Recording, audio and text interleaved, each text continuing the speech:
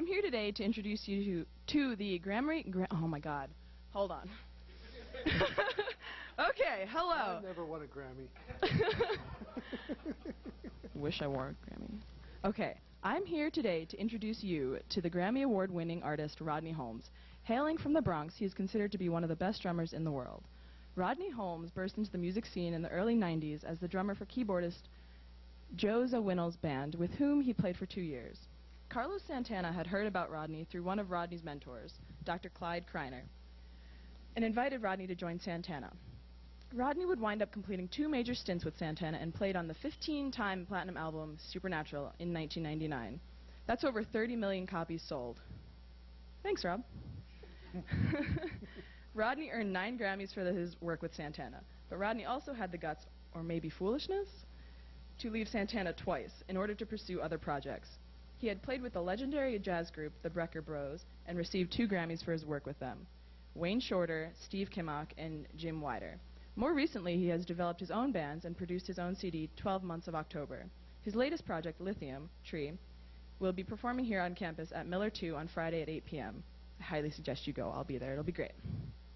We are pleased to have Rodney Holmes here today at Alfred, and to have one of Rodney's biggest fans, Dr. Gordon Atlas, to interview him today.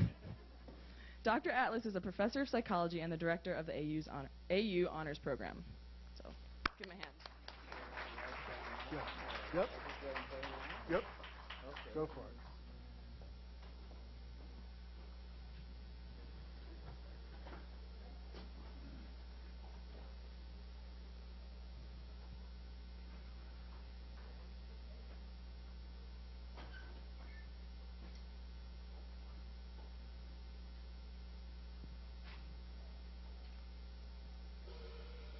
A little early in the day for you to be doing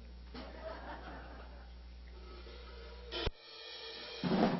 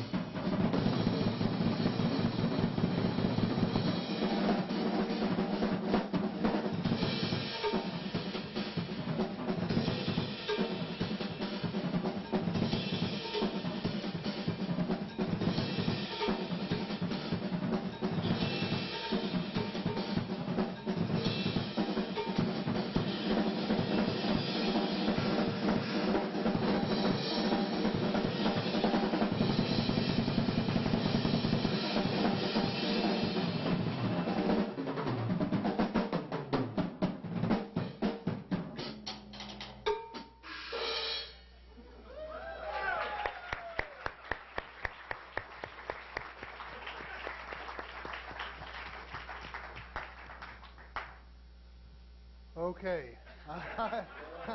I don't know how I follow that, but when I first saw Rodney Holmes play, I think I may have seen him with Santana, but I'm not sure about that because I'm not sure about timing at all. But I'd heard this guy Rodney Holmes had left Santana and was joining the Steve Kimmock band, which was a band that I followed quite a bit, and it was literally Rodney's first gig with the Kimmock band, this little club called the Wetlands. Wait, we're going to try to.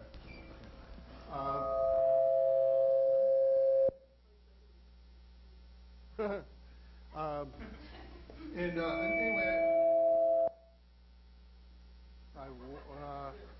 every time I walked into the club fairly early. It was about 4 o'clock in the afternoon, and because I wanted to beat the traffic into New York City, so I got there early, and I just walked into the club and kind of sat down, and none of the band members were there that I knew of, and then all of a sudden Rodney walked out on stage and was doing some practicing, kind of like what you just saw, and I thought, I'd seen the Kimmock band many times, and I thought, oh my God, there's no band that's going to be able to keep up with this guy. This is going to be a disaster. Anyway, I was overwhelmingly impressed, to say the least, and I've then gone on to see him 20 or 30 times in various ensembles, and started hatching a plan to bring him up here, and lots of trials and tribulations with that, but we're really glad to have him here. But I don't want to do the talking. I want to ask Rodney the questions and put him on the spot. So tell us, how did you start playing music, and how did you get to be a drummer, and how did that all happen? Is this on? Can you hear me? Yeah. I don't know. When I was a kid, I was always interested in music, and there was always a lot of music in my house. And I was constantly listening to my older brother's albums back when there used to actually be albums. And my mother had tons of records, from the 50s and the mid to late 60s. So between my brother's albums and my mom's records, I was just in love with music. But I actually never thought I would be a musician. I thought I was going to be an artist because I used to draw and paint a lot. And music was just something that I loved, but I didn't think of becoming a professional musician. So when I was about 9 years old, in our elementary school, I joined the junior band just because I thought it would be cool to play an instrument and pick drums because I was always attracted to the rhythm section.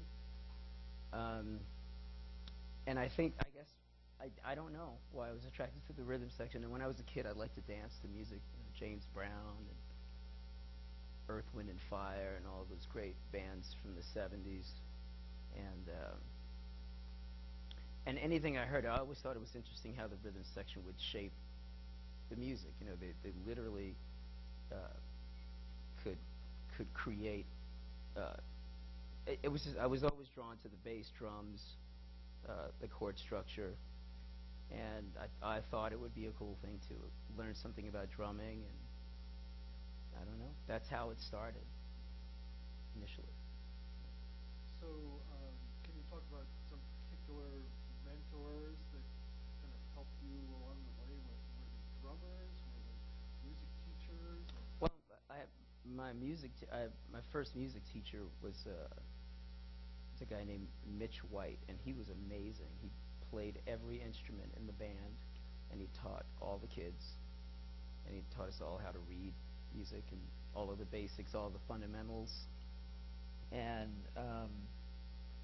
he was just a great person, and he really cared about the students. He really he thought it was important that the kids understood not just how to play, it wasn't just the technical part of it, like learning how to read the notes, but he would talk about the pieces and and the composers and where the music came from. So the kids felt more involved, like when they knew something about the material, and we would always ask questions. So he was a huge influence. I mean, later on, like when I was a teenager, there were a lot of other musicians, professional musicians, really, like older guys who were playing professionally, and they would give me advice, what to do, what not to do, and like tough love, really. Like if I was doing something that wasn't correct, they'd definitely let me know about it. And then there was Dr. Kreiner, and he was God, I could go on all day about Clyde Kreiner, but he was an amazing guy. He had a PhD in music and was classically trained, but he had one of these types of brains, where he just consumed anything that had anything to do with the arts, and he was a huge influence. Yeah. Did he play piano? Or what? He was a pianist, but he was one of the early keyboardists who started, that I knew of, that was also experimenting with electronic music at the time. So I was, I saw him doing this and experimenting with all these sounds and all these weird harmonies and things like that. But then again, we'd sit, for hours listening to Led Zeppelin and Jimi Hendrix. And so he was an incredibly cool guy, and he was a huge influence. Some of them were drummers too. When did he pass away? He passed away in the early 90s. So jumping ahead to the 90s, everybody wants to hear about Santana, and it's almost like immediate recognition that you played with Santana. But you not only played with them, but you played 2 complete stints with them, and you wound up with 8 or 9 or 10 Grammys. Well, we're still trying to clarify that. It doesn't. Okay. Well, anyway, a lot of Grammys, and I have a feeling that there's probably nobody in this room that has won a Grammy. So, anybody? Okay. So, what's it like to win a Grammy? Can you talk about how that happened? Wait, so winning the Grammy or playing with Santana? Playing with Santana. Okay, start with you. Did Carlos Santana call you up and say, "Hey, how did that happen?" Oh, okay. So I played with Santana 2 separate times, like 2 time periods.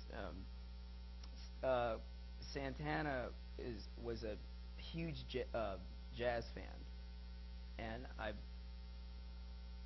played with a composer, keyboardist named Joe Zawinul. Do any of you know who Joe Zawinul is? Oh, wow, I'm shocked. Oh, there's some people. Okay. And for those of you who don't know who Joe Zawinul is, he was this incredibly innovative composer and player who played with Cannonball Adderley first. He's originally from Austria, was originally from Austria, and made a name for himself playing with Cannonball. And then later on, he formed a band called Weather Report with Wayne Shorter. Now, Wayne Shorter and Joe co-wrote a lot of those classic Weather Report tunes. So they were like heroes of mine when I was a kid. So Joe Zawinul heard about me playing around in New York and playing with different people, and he was looking for a drummer. And he called me up one day. Literally, he called me up one day.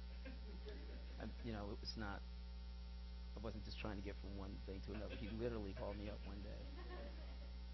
And I thought it was a joke, because he had this really thick, weird Austrian accent.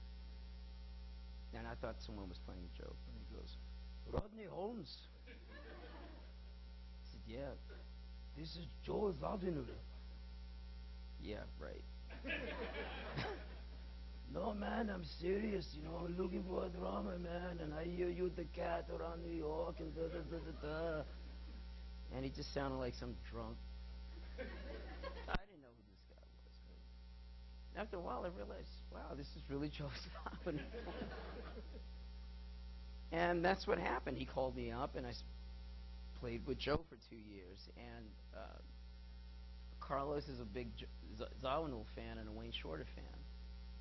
So when he was, okay, let me back up. Joe was incredibly difficult to deal with. Genius, innovator. I'm happy to have worked with him and toured around the world with him, but it was like being in the Marines or something. It was like, I mean, the guy was so difficult to deal with. Anyone who's ever worked with Joe knows that he was hard to deal with. So 2 years was my limit. It was all I could take. And right around that time, Carlos's manager called me and said, you know, Carlos would really love you to play. You know, I was supposed to go to Israel with Zawinul. And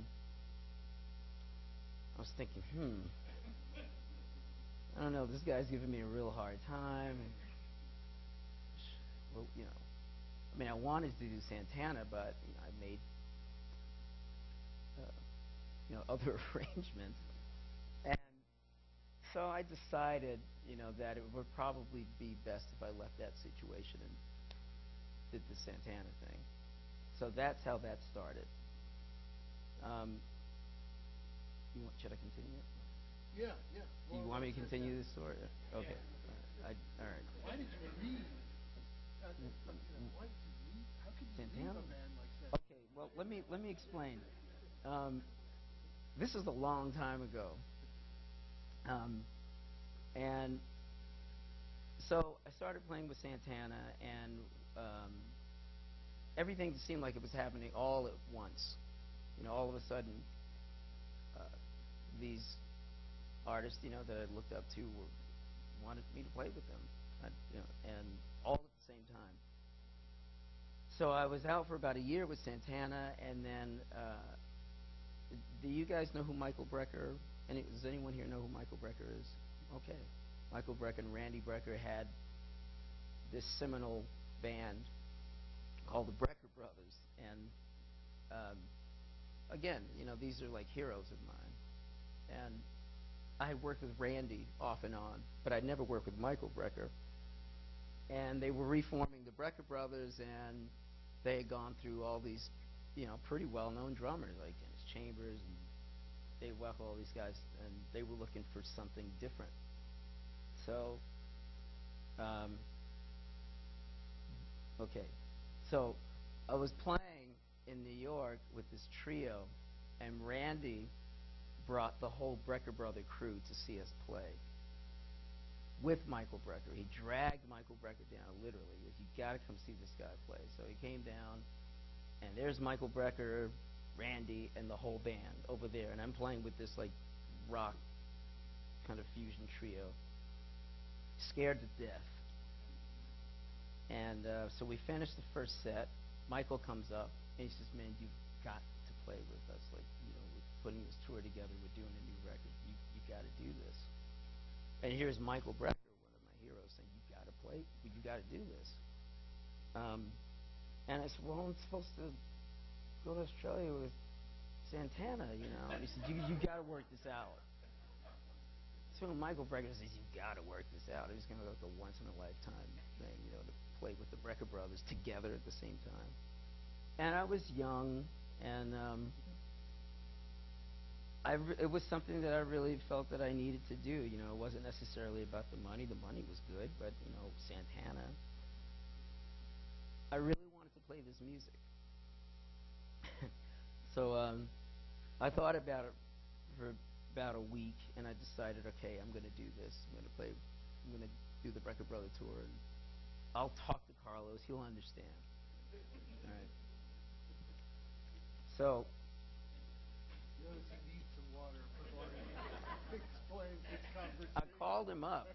I didn't go through his manager because, you know, I thought we were friends. We had been on the road. I'll talk to him personally. So I call him up, and his manager picked up the phone and said, "Hi, Kevin. Let me speak to Carlos." So what is it? I said, I think I need to talk to him personally. So he got on the phone, and I told him, you know, what I wanted to do and how much I, appreciated working with the band, but this is something I really need to do in this time in my life. And, I was giving him like a month's notice. He had more than enough time to find another drummer. There were tons of drummers that would jump at the chance, like that. So I figured this is not a problem, right? But it was a problem, apparently. And I won't go into detail about how that whole thing went down. But needless to say, I left the band and worked with the Brecker Brothers. That's why I left the first time. But obviously you didn't totally burn bridges. No. Well, I certainly thought I'd burned the bridge with the way he reacted. But so what happened was we worked with the Brecker Brothers about 3 years, and we recorded a CD, and that was great.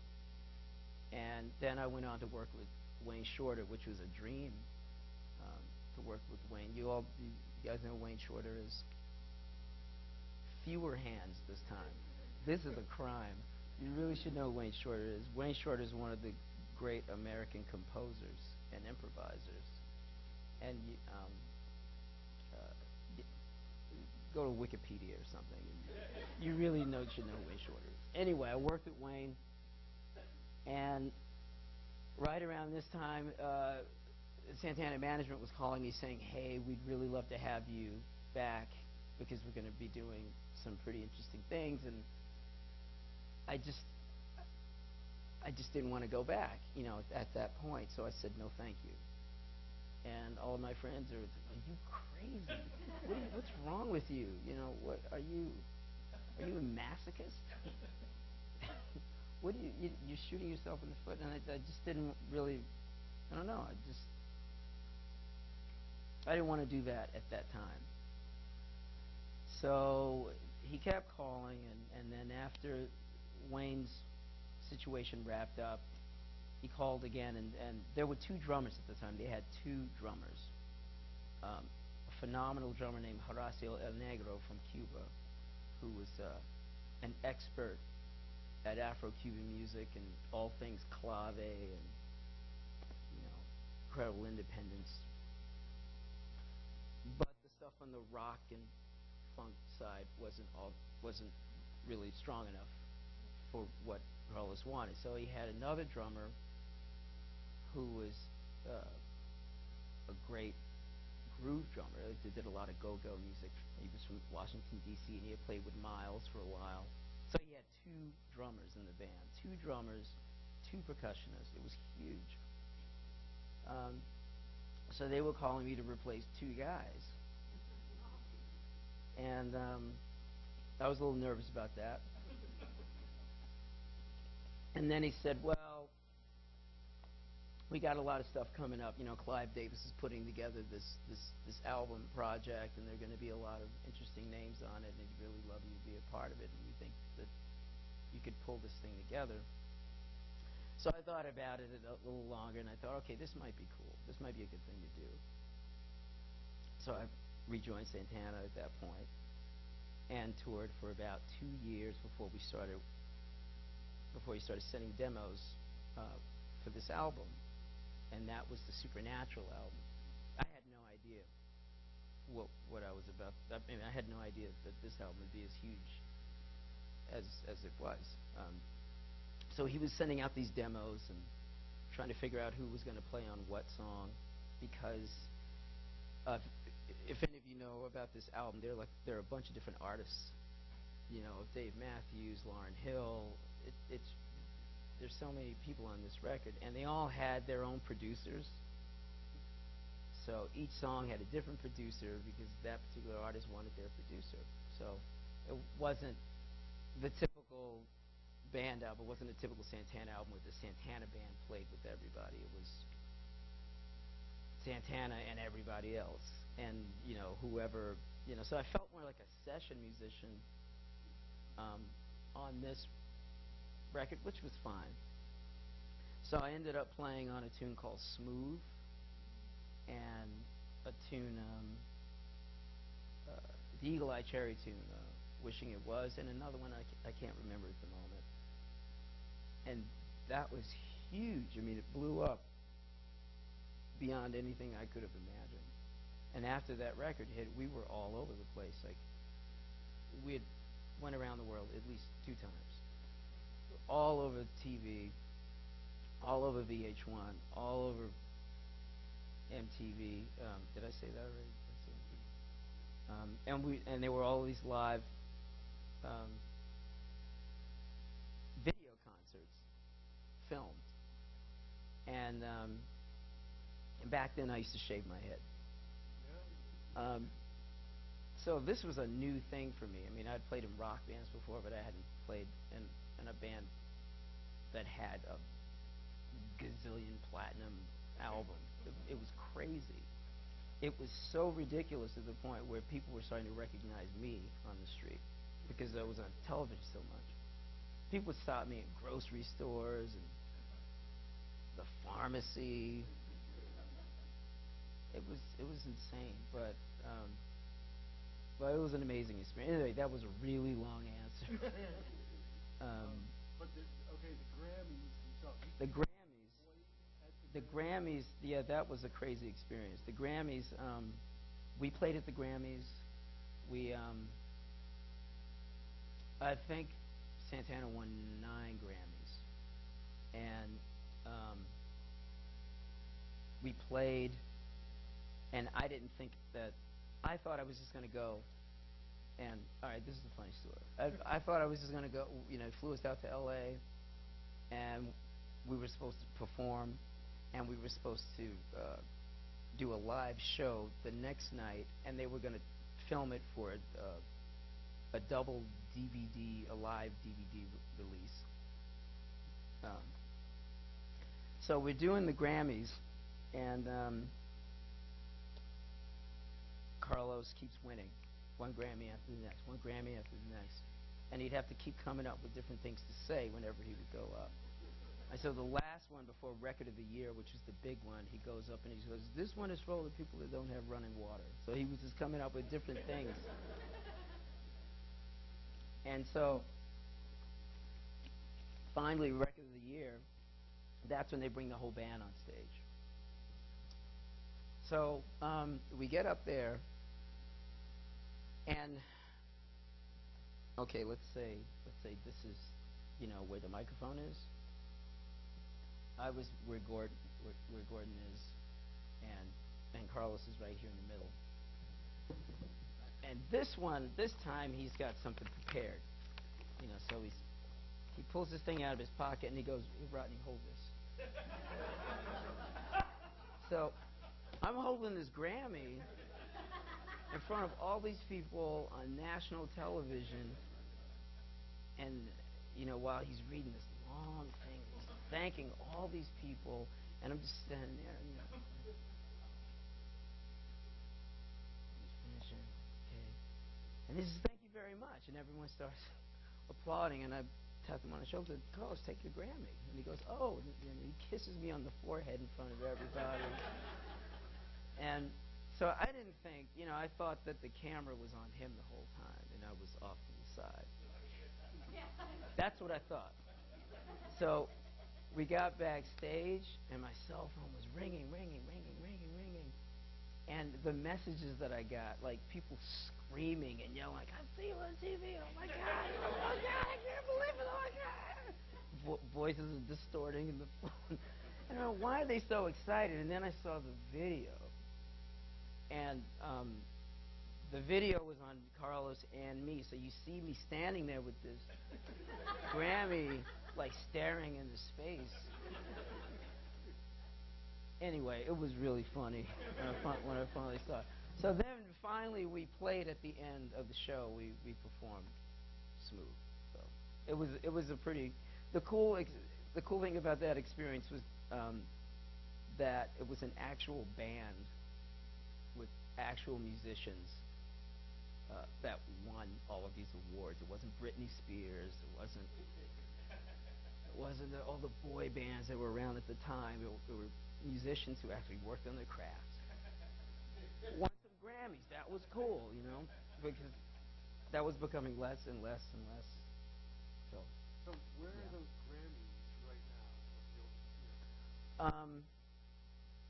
They're in a closet in boxes. Like people think that I have them on display or something. They're 9 Grammys. I mean, what do you get? We won an American Music Award. I have an American Music Award, a bunch of Grammys. This is another interesting story. I won a Grammy with the Brecker Brothers. It was an album called Out of the Loop, and that was a jazz record. I think it won Best Contemporary Jazz Performance or something like that. So that particular award, the band, anyone that played on that particular song wins a Grammy.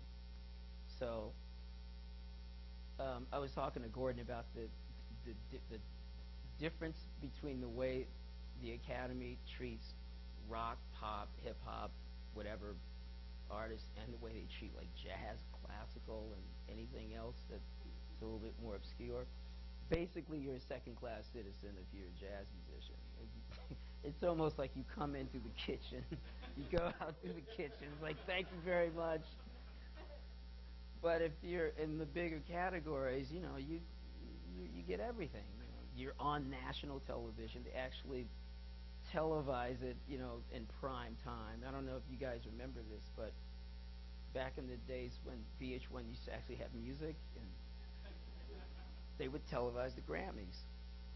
And you could see the whole program, like whoever won Best Folk,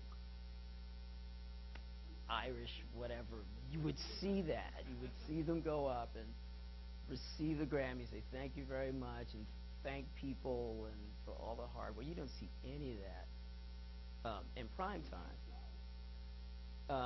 And I don't remember what station it was, if it was CBS or whoever. I don't remember. I stopped watching TV a long time ago. But the prime time stuff, they would only film the bigger categories like rock, pop, R&B, hip, or whatever. So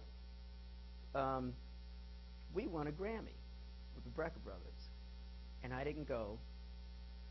They didn't fly me out for that Grammy, and so I get this letter like, congratulations, you won this Grammy, and I'm wondering, well, where's the statue? Where is this? And it's this little certificate. There's a picture of a Grammy with my name. So where, what's going on? And then Randy called me and said, yeah, I forgot to tell you, well, you have to actually pay them for the Grammy. You have to pay for your own Grammy. And then they would send it to you. And I said, I'm not paying for my own Grammy. I'm not going to do it. So I just kept it, But later on, we won 9 Grammys and for stuff that I had nothing to do with. And they gave me all 9. So Okay. anyway, that's the difference between that gives you an idea like where the music business is today. And anyway, that's a long answer. So we thought we would put on this video, especially to give you an idea of Rodney with a band. And this song is. Well, I'm not actually with a band. Well, yeah, I know, but the music is there. Well, this is just to give you some context. This Gordon thought it would be a good idea for you to hear like some of the music that I wrote. And this video was from a drum festival. How many drummers are here? Anybody here that actually plays drum? Okay. So I did a festival called the Modern Drummer Festival, which is it was a pretty big festival, and I did it a few years ago. And it was my first time playing a drum festival of this magnitude. It was like 2,000 drummers there. And all of these drummers were on the bill, and everyone got like 45 minutes. and I came up and did a very much longer drum solo. I played for like 15 minutes, and to my surprise, I got a standing ovation, and I was super, super nervous. Answered some questions, and then I had time to do 2 songs of mine. So this one is a tune called Electric Wildlife that I wrote. And just one other thing, aside from me looking incredibly nervous, there's a point in this song where I have a pained look on my face. And the reason is because at the time I didn't have any kind of an MP3 player to play back the tracks. So my friend Brian brought this like really old CD player, this big CD player. And so the track that I was playing to skipped right in the middle of the song, and it's in an odd. The song is in an odd meter. It's in 13/8. You guys understand what I'm talking about? Okay. So when it skips, and you're trying to play this, you're just praying to the gods that, first of all, you can find your place again, and that it doesn't skip again. Because this is live. So anyway, I just wanted to give you some context. That's why I look so nervous in this.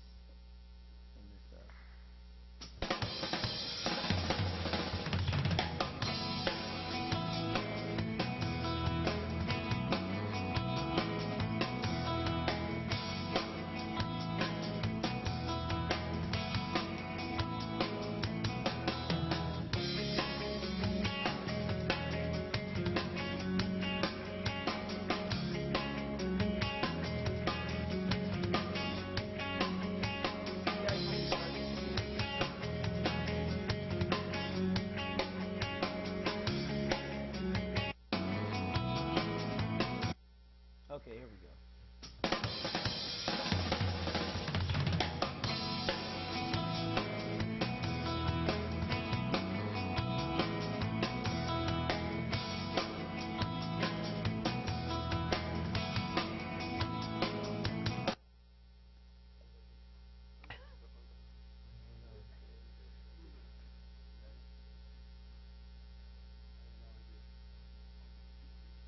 I don't know which stroke. I got it.